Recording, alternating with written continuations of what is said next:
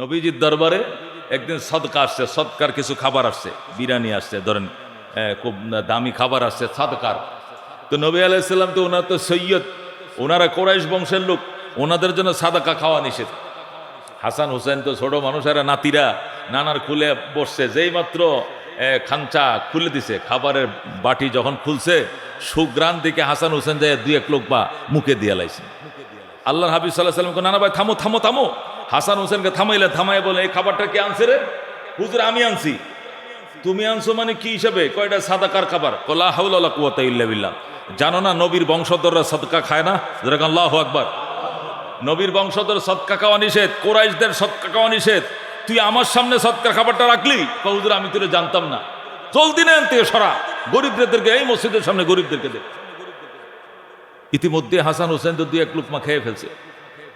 আল্লাহর হাবিব সাল্লাল্লাহু আলাইহি ওয়াসাল্লাম হাসান হোসেনকে কয়, না ভাই কাক কাক কাক কাক কাক কাক মানে কাক মানে বমি করো, বমি করো মানে কি? বমি করো, বমি করো। দুনুটা নাতিকে আল্লাহ নবী বমি করে ছাড়ছে, যেরকম আল্লাহু আকবার।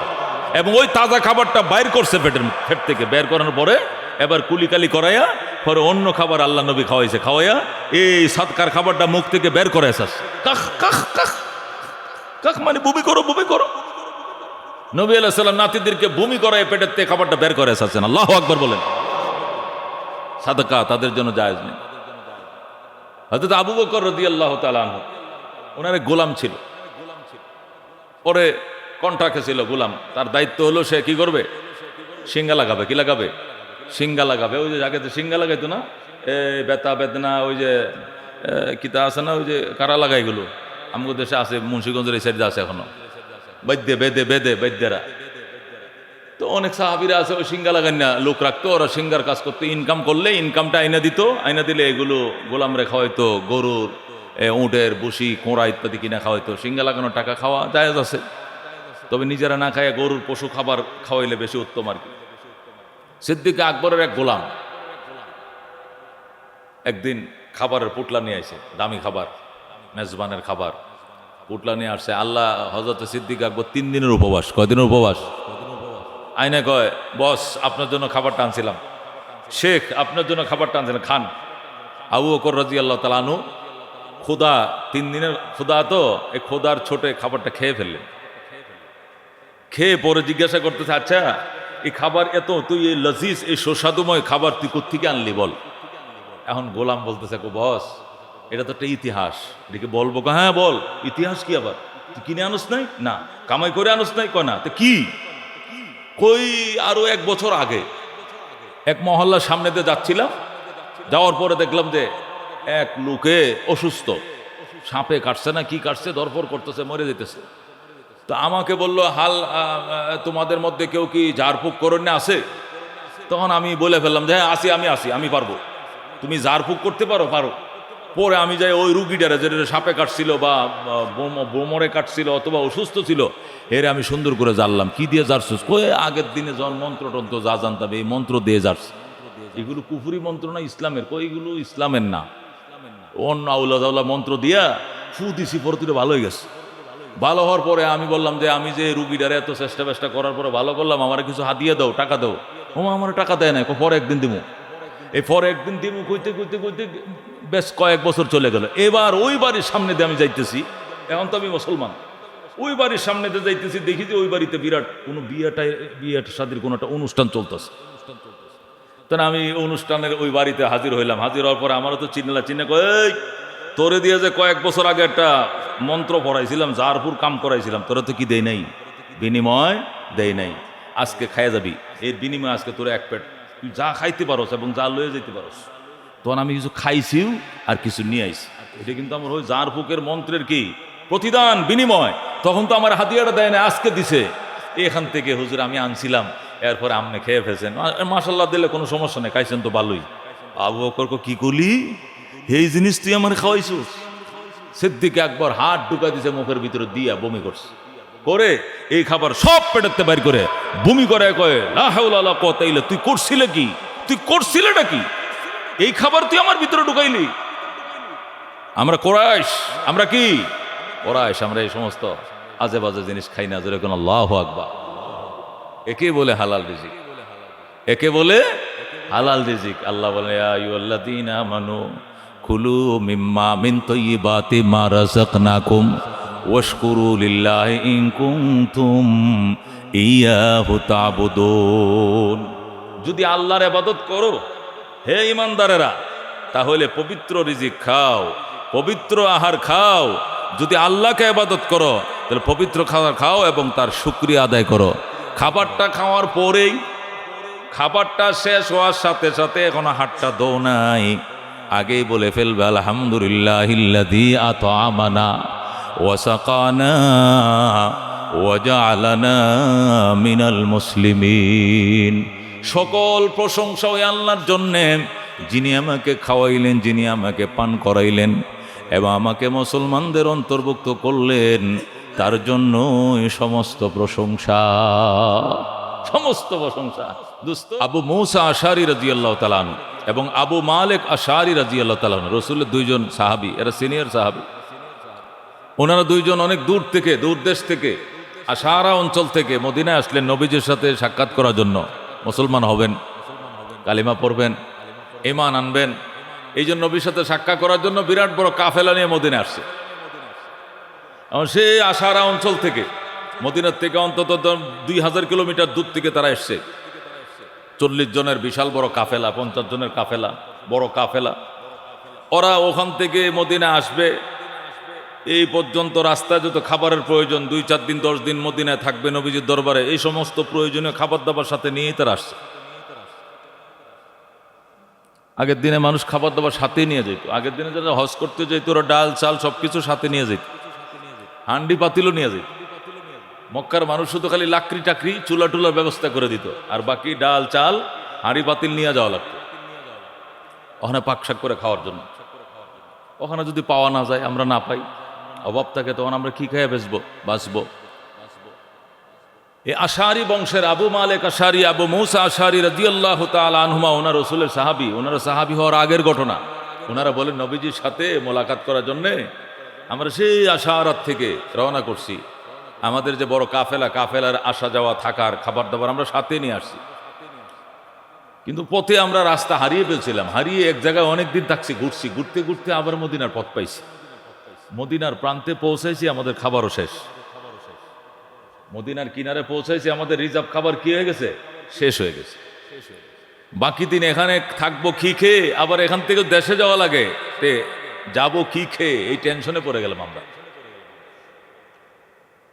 তো দুই একজন আলোচনা করতে, শোন, আল্লাহ নবী সাল্লাল্লাহু আলাইহি সাল্লাম তো দুনিয়া আখিরাতের সকল সমস্যার সমাধানের জন্য আল্লাহ তার নবী পাঠাইছে, সুবহানাল্লাহ। আমরা তো সেই নবীর সাথে সাক্ষাৎ করতে আসছি। তাহলে তোমরা 2-3 জন যাও নবীর কাছে, যায়া বলো এরকম ঘটনা, আমরা তো আশারাত থেকে এসেছিলাম, ইতিমধ্যে আমাদের খাবার দাবার শেষ, খাবারের কি ব্যবস্থা, রসুলের কাছে পরামর্শ করলেই উনি একটা পথ দেখায় দিবেন, হয়তো সাহায্য করবেন, নতবা বলবেন অমুক জায়গায় গেলে তোমরা খাবার পাইবা, একটা পথ তো দেখাবেন।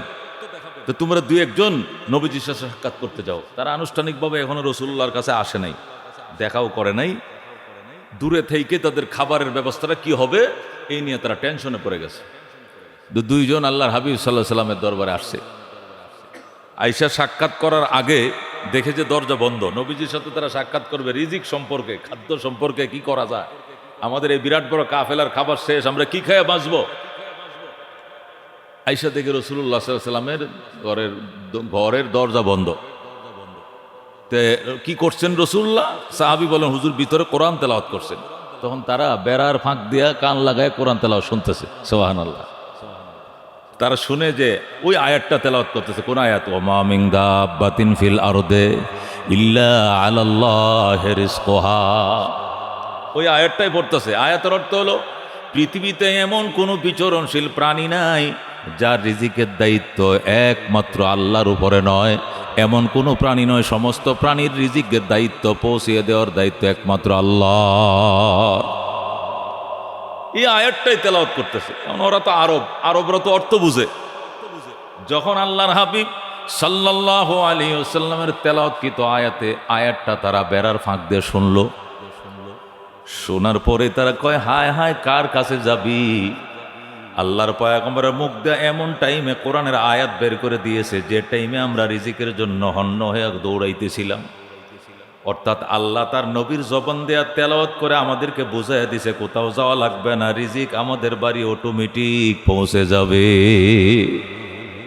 সুতরাং এক কাজ করি, আমরা রাসূলুল্লাহ সাল্লাল্লাহু আলাইহি সাল্লামকে ডাকার দরকার নাই, ওনার থেকে নতুন করে জিজ্ঞাসা করার কোনো প্রয়োজন না। যা জিজ্ঞাসা করতে আসছিলাম সেটা তো কোরআনের আয়াত দিয়ে আমরা বুঝে পেয়েছি।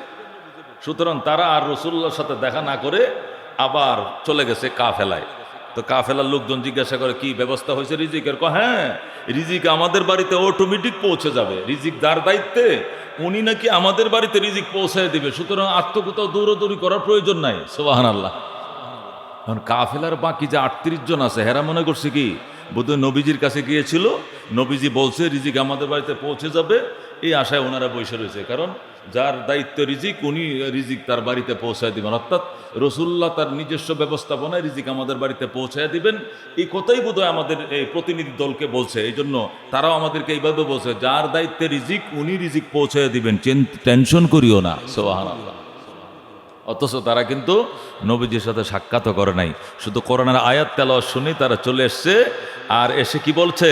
যার দায়িত্বে রিজিক, যার জিম্মায় রিজিক উনি যথাযথ রিজিক তার কাছে অটোমেটিক পৌঁছায় দিবেন, এই নিয়ে আমাদের অত পেরেশান হতে হবে না। তো বাকি সাহাবায়ে কেরাম তো চিন্তা করলেন রিজিক তো হলে মনে হয় নবীর সাথে কথা হয়েছে, নবী এই কথা প্রতিশ্রুতি দিয়েছেন যে তোমরা টেনশন করিও না, তোমাদের কাফেলার মধ্যে আমি রিজিক পৌঁছায় দিই। তারা তো একই করে বসে রয়েছে কার উপরে? যে যার উপরে রিজিক দেওয়ার দায়িত্ব উনি রিজিক পৌঁছায় দিবেন। এটা মুহাম্মাদের সাথে মনে হয় আমাদের প্রতিনিধির কথা হয়েছে, অথচ কথা কিন্তু হয় নাই। ওরা শুধু বেড়ার ফাঁক দিয়ে কোরআনের তেলাওয়াত শুনছে। যেরকম আল্লাহু আকবার। হাদিস শরীফের মধ্যে আসছে হঠাৎ করে একদল মানুষ রান্না করা খাঞ্চা ভরা খাবার নিয়া ওই কাফেলার কাছে গেছে। দেখো ভাই আপনারা কারা? আমরা মুসাফির কাফেলা, আপনাদের আপ্যায়নের জন্য আমরা কিছু খাবার তৈরি করে এনেছিলাম, আপনারা খাবারগুলো খান। কে বা কারা এটার কোনো সন্ধান নাই, রাসূলুল্লাহ কিন্তু তাদেরকে পাঠান নাই। হঠাৎ করে একদল লোক বড় খাঞ্চা ভরে খাবার রেডি করে এই খাবার নিয়ে ওই কাফেলার কাছে যায়, বলতে ভাই আপনাদের বাড়ি কোথায়? আশারা বংশের। ওই সর্বনাশ, সেই আশারার থেকে আমাদের মদিনায় এসছেন? হ্যাঁ। আপনাদের খাবারের কি হালত আমরা তো জানি না, এই যে আপনাদের জন্য রান্না করা খাবার নিয়ে আসছে, তৃপ্তি করে খান। ওরা মনে করছে ওই যে সংবাদ আনছে, আগেই তো সংবাদ নিয়ে আসছে, যার দায়িত্বে রিজিক তিনি পৌঁছায় দিবেন উনি মনে হয় পাঠাইছে, এই মনে করে ওই 40 জন তৃপ্তি সহকারে খাইছে। খাইতে খাইতে খাইতে পরিপূর্ণ তৃপ্তি করে খাওয়ার পরেও খাবার বাইছে গেছে। খাবার কে গেছে? বেড়ে গেছে। এত পরিমাণ রান্না করা খাবার আইছে যে ওই কাফেলা পুরা খাওয়ার পরও খাবার বেঁচে গেছে। এখন লোকজন বলতেছে এই খাবারগুলো রাসূলুল্লাহ সাল্লাল্লাহু আলাইহি ওয়াসাল্লামের দরবারে বাড়তি খাবারগুলো পৌঁছায় দিলে ভালো হবে। কারণ আমাদের যে পরিমাণ খাবারের প্রয়োজন ছিল মাশাআল্লাহ আমরা যেটা খাইছি ইনশাআল্লাহ 3 দিন থাকা যাবে। এই খাবার যে খাবার পরিমাণে আমরা খেয়েছি 3 দিন থাকা যাবে, আমাদের আর নতুন খাবারের প্রয়োজন নেই।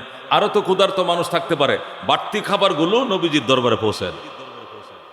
ওনারা কাফেলা দলের লোকজন মিলে কয়েকজনে আবার এই বাড়তি খাবার নিয়ে নবী আলাইহিস সালামের দরবারে যায়, কই ইয়া রাসূলুল্লাহ আপনি যে আমাদের জন্য রান্না করা খাবার পাঠিয়েছিলেন খাবারটা অনেক মজা হয়েছে, আমরা তৃপ্তি সহকারে খেয়েছি। খাবার পরে এই খাবারগুলো বেড়েছে, এগুলো আরও ক্ষুধার্ত মানুষ থাকতে পারে, ওনাদেরকে আপনি পৌঁছায় দেন। আপনার জন্য অসংখ্য শুকরিয়া, আপনি দয়া করে যে আমাদের ক্ষুধার্ত মানুষগুলোর জন্য রান্না করে একবার খাবারটা পাঠাইছিলেন। আল্লাহ রাব্বি না তো আমি তো কোনো খাবার পাঠাই নাই। আল্লাহু আকবার। কে বলছে তোমাদেরকে আমি খাবার পাঠিয়েছিলাম? না তো, আমি তো কোনো খাবার পাঠাই নাই। কি বলেন আপনি? আমাদের কাফেলা না আসছে, আমাদের না 2 জন প্রতিনিধি এসেছিল, আসার পরে আপনার থেকে সায় নিয়েছে, আপনি নাকি বলেছেন রিজিক দেওয়ার যার দায়িত্ব উনি রিজিক যথাযথ পৌঁছে দেবে। আমরা তো মনে করছি আপনার দায়িত্বে আপনি রিজিক পৌঁছে দিয়েছেন। রাসূল বলেন রিজিকওয়ালা আসমানে। যেরকম আল্লাহু আকবার। উনি আকাশে। আপনাদের কোনো প্রতিনিধির সাথে আমার কখনো দেখা হয় নাই। আশারি কোনো প্রতিনিধির সঙ্গে আমার দেখা হয় নাই। আমি হয়তো কোরআন তেলাওয়াত করতেছিলাম, ওমা মিন দাব্বাতিন ফিল আরদি ইল্লা আলাল্লাহি রিজকুহা, হয়তো এই আয়াত শুনে তরজমা বুঝেই তারা বিদায় হয়ে গিয়েছে যে আল্লাহর উপরে রিজিকের দায়িত্ব। আর আপনারা সে আশার উপরে ছিলেন, যেহেতু আল্লাহর উপরে আপনাদের আস্থা ছিলেন, আল্লাহই কোনো বন্দার দিল নরম করে দিয়েছে, তারা খাবার তৈরি করে আপনাদেরকে খাইয়েছে। যেরকম আল্লাহু আকবার।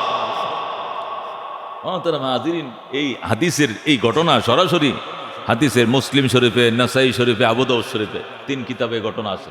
মুসলিম, নাসাই, আবু দাউদ, এই বিশুদ্ধ হাদিসের কিতাবে ঘটনা এনে জগৎবাসীকে বুঝাইতেছে রিজিকের দায়িত্ব কার। ওর উপরে আস্থা থাকলে হবে। মাশাআল্লাহ, মাইয়াত্তাকিল্লাহ ইয়াজআল লাহু মাখরাজা ওয়া ইয়ারযুকুহু মিন হাইসু লা ইয়াহতাসিব।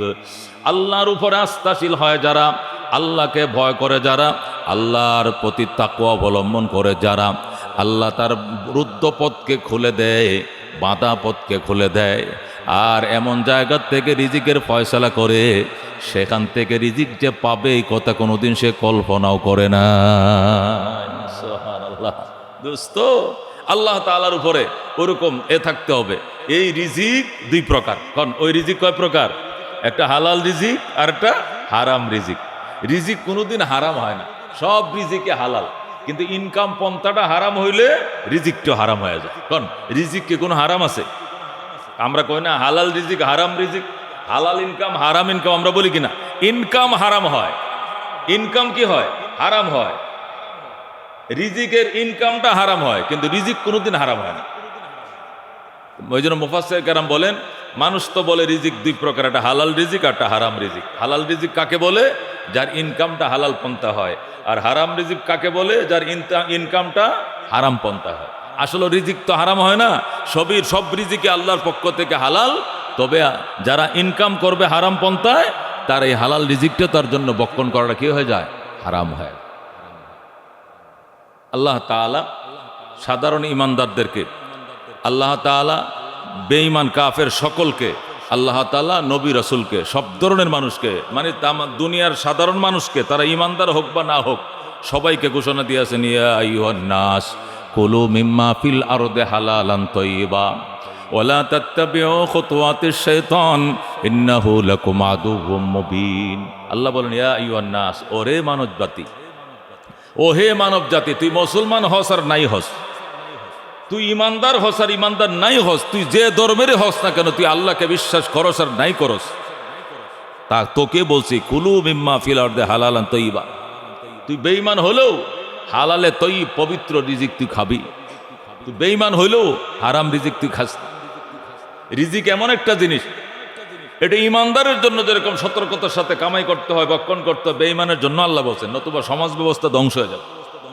সুদ খাওয়া ইমানদারের জন্য হারাম আর বেঈমানের জন্য হালাল এমন নয়। সুদের দ্বারা ধনীরা ধনী হতে থাকবে আর গরিবরা গরিবে হতে থাকবে, সমাজ ধ্বংস হয়ে যাবে, সমাজে গুণে ধরে ফেলবে। এটা যদি ইমানদাররা না খায় আর বেঈমানরা খায়, তারপরে তো একই অবস্থা থাকবে। এই জন্য আল্লাহ ইমানদার বেঈমান সবাইকে বলছে হালাল খা, বৈধ খাবার খাবাটা। ইমান আনস না তাতে কি? সমাজ ব্যবস্থা ধ্বংস করিস না। তুই কালিমা পরস না তাতে কি? তারপরে সমাজটাকে তুই ধ্বংস করিস না। তো খাবার ক্ষেত্রে তুই হালাল খাবি।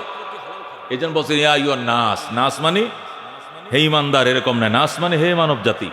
ইয়া আইয়ুহান নাস, হে মানব জাতি, কুলু মিম্মা ফিল আরদি হালালান তাইয়্যিবা, তোমরা বক্ষণ করো, তোমরা খাও, মিম্মা ফিল আরদে, জমিনের মধ্যে যা আছে, হালাল এবং তৈয়ব। হালাল মানে হালাল, তৈয়ব মানে পবিত্র। পবিত্র হালাল পবিত্র আহার তুমি বক্ষণ করো। তুমি বেঈমানদার হও আর বেঈমান হও, সমাজ ব্যবস্থা যাতে ধ্বংস না হয়। এই জন্য ইমান আনো নাই, ঠিক আছে, ইমান আনো নাই, তারপরেও তোমাকে খানার ক্ষেত্রে সতর্কতার সাথে বলছি, তুমি হারাম খাবার তুমি খাইও না। আল্লাহ ইমানদারকে বলছেন, ইয়া আইয়ুহাল্লাযীনা আমানু কুলু মিন তাইয়্যিবাতি মা রাযাকনাকুম ওয়াশকুরু লিল্লাহ ইন কুনতুম ইয়াহু তা'বুদুন। আল্লাহু আকবার। আল্লাহ বলেন, ইয়া আইয়ুহাল্লাযীনা আমানু, এখন বলতেছে হে বিশ্বাসীরা, কুলু মিম্মা ফিল আরদি, কুলু মিন তাইয়্যিবাতি মা রাযাকনাকুম, যে রিজিক তোমাদেরকে দিয়েছে এর মধ্যে পবিত্র যেগুলো, এগুলো তোমরা ভক্ষণ করো। ওয়াশকুরু লিল্লাহ, এবং আল্লাহর কৃতজ্ঞতা আদায় করো। ইন কুনতুম ইয়াহু তা'বুদুন, যদি তার ইবাদতই তোমরা করো, তাহলে শ্বাসে নিঃশ্বাসে বলো, হে রব, তুমি খাওয়াইছো বলেই আমি খাইছি, আলহামদুলিল্লাহিল্লাযী আত'আমানা ওয়া সাকানা ওয়া জাআলানা মিনাল মুসলিমিন। যেরকম সুবহানাল্লাহ। তুমি খাওয়ার পরে কি বলবা? সকল প্রশংসা ওই আল্লাহ তাআলার জন্য, যিনি আমাকে খাওয়াইলেন, যিনি আমাকে পান করাইলেন, যিনি আমাকে মুসলমান বানাইলেন, তার জন্যই সমস্ত প্রশংসা। আলহামদুলিল্লাহিল্লাযী আত'আমানা ওয়াসাকানা ওয়াজআলানা মিনাল মুসলিমিন। সকল প্রশংসা ওই আল্লাহ তাআলার জন্যে, যিনি আমাকে খাওয়াইলেন, যিনি আমাকে পান করাইলেন, যিনি আমাকে মুসলমান বানাইলেন, তার জন্যই সমস্ত প্রশংসা। সুবহানাল্লাহ। এটা হলো ইমানদারদের জন্য। এবার নবীদের জন্য, ইয়া আইয়ুহান নাবিয়্যু ইয়া আইয়ুর রুসুল, হে রসুলগণ, কুলু মিম্মা ফিল আরদি হালালান তাইয়্যিবা, তোমরা জমিন থেকে হালালে তৈয়ব খাবারগুলো, পবিত্র খাবারগুলো খুঁজে খুঁজে খাও। আল্লাহ নবীগণকেও বলছেন, সাধারণ ইমানদারকেও বলছেন, এমনকি বেঈমান কাফের সহ সাধারণ মানব জাতিকেও বলছেন। এক কথায় সমস্ত মানব জাতিকে ঘোষণা করছেন, তুমি ইমানদার হওয়ার বেঈমান হও, অথবা শুধু ইমানদারে হও, অথবা তুমি নবী রাসূল হও, তুমি যে শ্রেণীর মানবে হও না কেন, তোমাকে হালালে তৈয়ব মহাপবিত্র আহার ভক্ষণ করতে হবে। এছাড়া সমাজ বিনির্মাণে, আল্লাহু আকবার, তোমার এই ভূমিকা সমাজ বিনির্মাণে ধ্বংস ডেকে আনবে, গুণে ধরবে সমাজে। যদি সমাজে সুদ থাকে, ঘুষ থাকে, ঘ্রাস থাকে, একজনের সম্পদ আরেকজন যদি ঘ্রাস করে খাও, জুলুম। ওমা রাব্বুকা বিযাল্লামিল লিল আবিদ, আপনার রব বান্দার প্রতি জালেম নয়, জুলুম অত্যাচারী নয়। তোমরা একে অপরের উপরে জুলুম করবা না। আল্লাহ তাআলা পরিষ্কার বলেছেন, তার নবীর জবানের দ্বারা পরিষ্কার বলেছেন। আল্লাহ রাব্বুল আলামিন বলেছেন, ইত্তাকি দাওয়াতাল মাজলুম, মজলুমের বদদুয়া থেকে বাইচো, ফাইন্নাহু লাইসা বাইনাহা ওয়া বাইনাল্লাহি হিজাব, কেননা মজলুমের বদদুয়া এবং আল্লাহর মাঝখানে কোনো পার্টিশন নাই। মজলুম যদি বলে, আল্লাহ আমার উপরে কি অত্যাচার চলছে তুমি দেখো, আমি পারি না, তুমি তো পারো, বিচার করো। ডাক দিতে দেরি হবে, মাওলা তোমার বিচার করতে দেরি করবেন না। জালেমকে আল্লাহ তাআলা দুনিয়াতে জুলুমের বিচার না করায়া, জালেমকে এই দুনিয়াতে মাজলুমের সামনে উপযুক্ত বিচার না করায়া, আল্লাহর অঙ্গীকার আছে জালেমকে দুনিয়ার থেকে যাইতে দিবেন না। এটা আল্লাহর অঙ্গীকার আছে। হয়তো আমরা ধৈর্যহীন, আমরা ধৈর্য হারা, আমাদের ধৈর্য নাই, এই জন্য আমরা দেওয়ানা হয়ে যায়। হায় হায়, আল্লাহ কি দেখে না? খোদায় কেমনে সয় রে, আল্লাহ কেমনে সয় রে, কি জুলুমটা করলো, কি অত্যাচারটা করলো, খোদায় কেমনে সয় রে, এই বলে মানুষ কি করে? চিল্লাইতে থাকে। আল্লাহ কয়, আমার সয় ভালা, চিন্তা করিস না। এই জালেমের বিচার দুনিয়াতে না করাইয়া, মজলুমের চোখে জালেমের বিচার না দেখাই, আমি জালেমের দুনিয়া থেকে বিদায় নেব না। মজলুমও বেঁচে থাকবে, জালেমও বেঁচে থাকবে, মজলুমের চোখের সামনে জালেমের বিচার হবে। আল্লাহ, এটা আল্লাহ তার প্রতিশ্রুতিবদ্ধ। এই জন্য দোস্ত, রিজিক আল্লাহ রাব্বুল আলামিন বলেন, নবীজি বলেন, ইন্নাল্লাহা তাইয়্যিবুন লা ইয়াকবালু ইল্লা তাইয়্যিবা, ইন্নাল্লাহা তাইয়্যিবুন লা ইয়াকবালু ইল্লা তাইয়্যিবা। আল্লাহ পবিত্র, আল্লাহ পবিত্র ছাড়া আর কোনো কিছু কবুল করেন না। আল্লাহ পবিত্র, তিনি পবিত্র ছাড়া কিছু কবুল করেন নাই। সুতরাং ইবাদত কবুল হওয়ার পূর্ব শর্ত হলো হালাল রিজিক। এবাদত কবুল হওয়ার পূর্ব শর্ত হল হালাল রিজিক। হালাল রিজিক না খাইয়া যতই এবাদত করো না দোস্ত, কবুল হবে না, মঞ্জুর হবে না, আল্লাহর দরবারে সেটা গ্রহণ হবে না। যত সুন্দর করে সাজাও রিজিকের ভার, রিজিক যদি হালাল না হয়, কোনো এবাদত, একটা সজদা আল্লাহর দরবারে কবুল হবে না। আল্লাহ তাআলার দরবারে এবাদত কবুল হওয়ার পূর্ব শর্ত হালাল রিজিক। মানুষ কতটা পরিশ্রম করতে পারে, কতটা ত্যাগ দিতে পারে, কতটা কোরবানি করতে পারে, কতটা উৎসর্গ করতে পারে, এটা বুঝে আসে রিজিক তালাশের ক্ষেত্রে গেলে, অর্থ উপার্জনের ক্ষেত্রে গেলে। তখন দেখা যায় কোনো কিছুই তার জন্য বাধা হয়ে থাকে না। অর্থ উপার্জনের ক্ষেত্রে, রিজিক তালাশের ক্ষেত্রে ঝড় নাই, তুফান নাই, বৃষ্টি নাই, বাদল নাই, শীত নাই, গরম নাই, কুয়াশা নাই। মানুষ গুলির সামনে পর্যন্ত, ধারালো অস্ত্রের সামনে পর্যন্ত বুক পেতে দেয়, তবু সে এগিয়ে যেতে চায়। কেন? আমি ইনকাম করব, আমি কামাই করব। ওটা দুনিয়ার ইনকাম, এটা পেটের ইনকাম, জাগতিক ইনকাম, পরকালীন ইনকাম নয়। আর মসজিদে এসে যে ইনকামটা আমরা করি, এটা পরকালীন ইনকাম। এর যাজা, এর প্রতিদান, এর বিনিময় যদি সচক্ষে দেখতাম, তাহলে ওর জন্য কি করছি, এর চেয়ে আরো 1000 কোরবানি দিতেও আমরা প্রস্তুত থাকতাম। কথা কোন ঠিক কিনা? অথচ আল্লাহ তাআলার অঙ্গীকার রয়েছে, ওমা মিন দাব্বাতিন ফিল আরদ ইল্লা আলাল্লাহি রিজকুহা। এমন কোন দাব্বা মানে প্রাণী, মায়া দুব্বু আলাল আরদে, যারা জমিনের উপরে বিচারণ করে, এমন যে কোনো প্রাণীর রিজিকের দায়িত্ব আমি আল্লাহর উপরে, যেরকম সুবহানাল্লাহ। এই জমিনের উপরে যে কোনো প্রাণী বিচরণ করে, জিন হোক, ইনসান হোক, পশু হোক, পাখি হোক, বুঝেন কীট পতঙ্গ, যতটা প্রাণী বক্ষণ করে, রিজিক বক্ষণ করে, হাওয়া খেয়েও যারা থাকে, এদের হাওয়ার ব্যবস্থা আমার, দাওয়ার ব্যবস্থা আমার, সব কিছুর ব্যবস্থা কার? আল্লাহ। আল্লাহ বলেন ওয়ালামু মুস্তাকাররাহা ওয়া মুস্তাউদাহা, আমি জানি তুমি এই ইহকালে কতদিন থাকবে, এখানে কত রিজিকের প্রয়োজন, এবং পরকালে কতদিন থাকবে, সেখানে কত রিজিকের প্রয়োজন, সবগুলো আমার জানা আছে। জানা মোতাবেক তোমার জন্য ব্যবস্থা আমার পক্ষ থেকে আছে, যেরকম সুবহানাল্লাহ। কুল্লুন ফি কিতাবিম মুবিন, এবং স্পষ্ট কিতাবে এগুলো ডায়েরিভুক্ত আছে, লেখা আছে। লেখা অনুযায়ী, সিস্টেম অনুযায়ী নির্ধারিত ফেরেশতা তোমার কাছে আমার পক্ষ থেকে রিজিক পৌঁছিয়ে দেবে, এরকম সুবহানাল্লাহ। এত কিছু নির্ধারিত থাকার পরেও, আল্লাহ তাআলার পক্ষ থেকে ঘোষণাপত্র আসার পরেও বেহুশ মানুষ রিজিকের সন্ধানে নামাজ চলে যাচ্ছে, রোজা চলে যাচ্ছে, হজের টাইম চলে যাচ্ছে, কোটি কোটি টাকার মালিক, হজের খবর নাই, জাকাতের খবর নাই, সদকা ফিতরের খবর নাই, কুরবানির খবর নাই, ওমরার খবর নাই, মালের হকুকাত আদায় করার কোনো খবর নাই, উদাসীন, পাগল, সে উন্মাদ অর্থ উপার্জনের জন্য। দেশে বাড়ি, বিদেশে বাড়ি, ঢাকায় বাড়ি, পরদেশে বাড়ি, মালয়েশিয়া বাড়ি, সিঙ্গাপুর বাড়ি, আরও শুনছে আমেরিকাও, আরও কত বহির্বিশ্বে কত বাড়ি যে বানাইছে। কোনো নেতাদের ব্যাপারে জানা একজনের কয়েকশো করে বাড়ি আছে বাহিরে, যেরকম নাউজুবিল্লাহ মিন যালিক।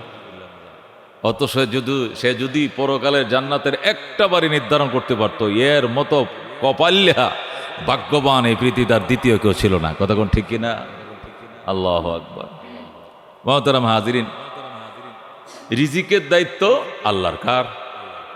কোনো মানুষ রিজিকের অভাবে মারা যায় না, কোনো মানুষ রিজিকের অভাবে মারা যায় না। কোরআন সুন্নাত থেকে আপনাদেরকে আজকে আলোচনাটা করি, খেয়াল করে শুনেন। তাহলে যে অনেকেই বলে, হারে এই বেচারা রিজিকের অভাবে মারা গেল, খাবারের অভাবে সে মারা গেল।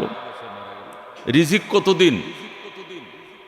তার হায়াত যতদিন, মানুষের হায়াত যতদিন, এতদিন আল্লাহ কি দিবেন? রিজিক দিবেন। যেদিন হায়াত ফুরিয়ে যাবে, ওই দিন তার রিজিকও শেষ হয়ে যাবে। যে মানুষটা না খেয়ে মারা গেল আজকে দুপুর 2টায়, মনে করতে হবে তার হায়াতে ছিল দুপুর 2টায়, তার মৃত্যুর কারণ হইল না খাওয়া। সে স্যালাইনের উপরে ছিল, তার খাবার আল্লাহ বন্ধ করে দিয়েছেন। সে খাবারের অভাবে দুপুর 2টায় মারা যায় নাই, বরং নির্ধারিত খাবারের কারণেই সে দুপুর 2টায় মারা গেছে। এরপরে তার কপালে আর রিজিক নাই, খাবার নাই, সুতরাং সে দুনিয়াতে থাকতে পারবে না। এটাই সিস্টেম। মানুষ কতটা কথা বলবে, আল্লাহর পক্ষ থেকে লেখা আছে যে 10,02,02,225টা কথা বলবে। এই কথাগুলি বলবে। এই নির্ধারিত কথা যখন শেষ হয়ে যাবে, তখন যদি তার হায়াত থাকে 1-2 বছর, তো 2 বছর সে এমনি বেঁচে থাকবে, কিন্তু কথা বলতে পারবে না। মানুষ কত লক্ষ ঘন্টা ঘুমাবে, এটা নির্ধারিত। এই নির্ধারিত ঘন্টা সময় সে যদি ঘুমিয়ে ফেলে, অতিরিক্ত সে ঘুমিয়ে ফেলে আগে, তাহলে তার হায়াত 2 বছর রয়েছে, কিন্তু তার ঘুম নাই। সে নির্ঘুমে জীবন কাটাবে। 4টা-5টা করে ঘুমের ট্যাবলেট খাবে, কিন্তু তার ঘুম হবে না। সে পড়ে থাকবে, চোখ বুজে থাকবে, কিন্তু ঘুম আসবে না, কারণ তার নির্ধারিত ঘুম, এটার মেয়াদ শেষ। বাস, মানুষ কতটা কথা বলবে এটা নির্ধারিত, কত টাইম ঘুমাবে নির্ধারিত, কতটা রিজিক সে খাবে নির্ধারিত। এই জন্য খাওয়ার ক্ষেত্রেও ব্যালেন্স রেখে খাওয়া, তাহলে আল্লাহ তাআলা শেষ পর্যন্ত খাওয়ায়া যাবেন। বলার ক্ষেত্রে ব্যালেন্স করে বলা, আল্লাহ শেষ পর্যন্ত বলিয়ে যাবেন। ঘুমার ক্ষেত্রেও ব্যালেন্স রেখে ঘুমানো, তাহলে আল্লাহ মওত পর্যন্ত ঘুমায়া যাবেন। যেরকম আল্লাহু আকবার। আপনাকে ঘুম পাড়ানোর সুযোগ দিবেন, আপনি মওত পর্যন্তই টাইম মতো আপনার চোখে ঘুম আসবে, নতুবা ঘুম আসবে না। কুল্লুন ফি কিতাবিম মুবিন, আল্লাহ বলেন সব কিছুই স্পষ্ট কিতাবে লিপিবদ্ধ তোমার নামে, এর ব্যতিক্রম ঘটবে না। এটাই রিজিক। আমাকে দৌড়াইতে হবে না, আমার পিছনে রিজিক দৌড়াবে, আমার পিছনে রিজিক দৌড়াবে। এই আস্থা এবং এই বিশ্বাস যদি থাকে, তৈরি করে দেখুন আল্লাহ দেয় কিনা। হালাল রিজিক। ঘটনা আপনাদেরকে শুনিয়েছিলাম। একজন কুলি, আমাদের এই ইউপিতে, উত্তরপ্রদেশে দারুল উলুম দেওবন্দ মাদ্রাসার পাশেই মাটির ঘরে কুলি থাকতো। কুলি নাম শাহজি আব্দুল্লাহ। কাঁচা ঘাস বিক্রি করত। এই ঘাসগুলো কিনে নিয়ে ওই ওই এলাকার সাহারানপুরের মানুষ, দেওবন্দের মানুষ মহিষ রেখা হইতো, মহিষ। এই শাহজি আবদুল্লাহ ঘাস বিক্রি করত 6 আনা ডেলি। 2 আনা আল্লাহর পথে দান করত, 2 আনা দিয়া হাট বাজার করে ফ্যামিলি চালাইতো, আর 2 আনা সারা বছর জমা করে, সারা বছর এগুলো জমা করে 6-7 টাকা যদি হইতো, হওয়ার পরে এগুলো দিয়া দালম দেওবন মাদ্রাসার বড় বড় উলামায়ে কেরামকে দাওয়াত করে বছর একবার খাওয়াইতো। সুবহানাল্লাহ। আগে একদিন ঘটনা আপনাদের শোনাইলাম। এই শাহজি আবদুল্লাহ উনি ছিলেন কুলি, রেল স্টেশনে কুলিগিরি করতেন। আর সকালবেলা কিছু ঘাস, উনি ঘাস উৎপাদন করতেন, ওনার কিছু জমি ছিল, এই ঘাস কেটে এনে ও আঁটি বেঁধে বেঁধে এগুলো সকালবেলা বিক্রি করতেন। যারা মহিষ পালে, দুধের গাভী পালে, ওরা সকালবেলায় বাজার থেকে এগুলো নেত। এই শাহজি আবদুল্লাহর ডেলি ইনকাম ছিল 6 আনা। যখন ঘটনাটা ঘটেছিল, এটা আজকের থেকে 100 বছর আগে, 108-9 বছর আগের ঘটনা, শাহজি আবদুল্লাহর ঘটনা। তো উনি এই 2 আনা ডেলি খরচ করতেন, 2 আনা জমা করতেন, 1 বছরে একবার দেওবন মাদ্রাসার 60-70 জন আসাতিজা কেরামকে দাওয়াত করে খাওয়াইতেন। তখনকার জামানায় দেওবন মাদ্রাসার প্রধান মুদাররিস ছিলেন, মুহাদ্দিস ছিলেন শেখুল হাদিস ইয়াকুব নানুতুবি রহমতুল্লাহ আলাইহ। হযরত ইয়াকুব নানুতুবি রহমতুল্লাহ আলাইহ বলেন, আমরা শুধু অপেক্ষায় থাকতাম শাহজি কবে দাওয়াত খাওয়াবে, শাহজির দাওয়াতের জন্য অপেক্ষা। আমাদেরকে সাহারানপুরে, দিল্লিতে বড় বড় লোকরা, মুসলমান বড় বড় প্রপার্টি ব্যবসায়ীরা গাড়ি পাঠায় দিত দাওয়াত খেয়ে আসার জন্য। আমাদের গাড়িতে নিয়ে যাব, খাওয়ায় আপনার বাড়ির সামনে মাদ্রাসায় নামায় দিয়ে যাব। কিন্তু উস্তাদরা দাওয়াত খাইতে এত আগ্রহ দেখাইতো না। কিন্তু শাহজি দাওয়াতের জন্য আমরা স্টাফ মিটিং বসলে, মিটিংয়ের মধ্যে শুধু আমার জিগাইতো, ইয়াকুব নানুতুবি সাহেব শাহজিনে কব দাওয়াত খিলায়েগা, ও নানুতুবি, ও দেওবন মাদ্রাসার মুহাদ্দিস সাহেব শেখুল হাদিস সাহেব, শাহজির দাওয়াতের কোনো খবর আছে না, সে কবে দাওয়াত খাওয়াবে? তো ইয়াকুব নানুতুবি বলতেন, বেটা এই ইন্ডিয়ার বড় লোকেরা কত দাওয়াত খাওয়ানোর জন্য আমাদেরকে পাগল, তোরা দাওয়াত খাইতে যাস না। এই গরিব মানুষ ঘাস বেচে 6 আনা আর 2 আনা জমা করে আমাদেরকে দাওয়াত খাওয়াবে, এটার জন্য তোরা দেওয়ানা থাকস, কারণটা কি? কয় শাহজির দাওয়াত একদিন খাইলে 40 দিন কোনোদিন তাহাজ্জুদ মিস হয় না, তাহাজ্জুদ মিস হয় না, যেরকম সুবহানাল্লাহ। শাহজির দাওয়াত একদিন খাইলে 40 দিন তাহাজ্জুদ মিস হয় না, নামাজের তাকবীরউলা মিস হয় না, জিকিরে মজা বেশি, তাহাজ্জুদে মজা ঢুকে।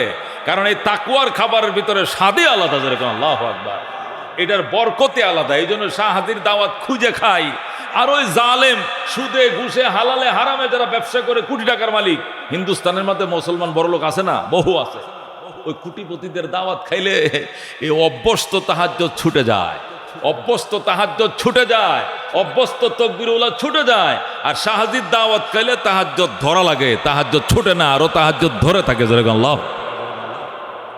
হালাল রিজিক এমন এক জিনিস, হালাল রিজিক এমন এক বরকতময় জিনিস। 3 বেলার জায়গায় 2 বেলা খাবো প্রয়োজনে, হারাম খাবো না, হারাম ইনকাম করব না। মনে রাখো, হালালে বেজাল নাই, হারামে আরাম নাই, ঠিক কি না? হালালে কি নাই? বেজাল নাই। হালালে ভেজাল নাই, হারামে আরাম নাই।